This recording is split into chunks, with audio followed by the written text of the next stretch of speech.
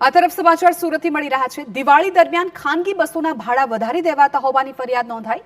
Diamond worker union ગુજરાતે collector અને police કમિશનરને કરી છે રજૂઆત।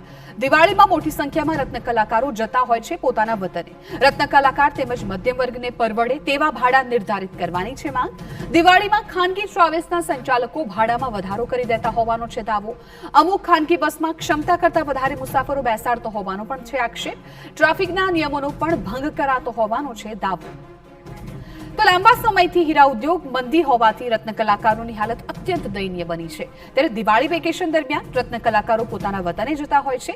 એવામાં ખાનગી ટ્રાવેલ સંચાલકો દ્વારા ડબલ ભાડું વસૂલવામાં આવે છે।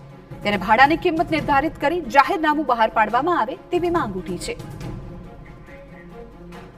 દિવાળી વેકેશન દરમિયાન જે હીરા ઉદ્યોગમાં કામ કરતા લાખો રત્ન કલાકારો જ્યારે વાજરે વતન તરફ જતા હોય છે ત્યારે ખાનગી ટ્રાવેલર્સો સંચાલકો દ્વારા જે ઉઘાડી લૂંટ ચલાવવામાં આવે છે ને બમણું ભાડું લેવામાં આવે છે।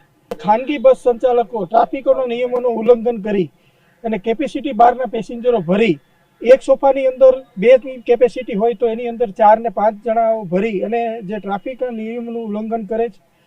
આ બાબતે ત્વરિત કાર્યવાહી કરવામાં આવે અને ભાડાનું નિર્ધારિતનું એક જાહેરનામું બહાર પાડવામાં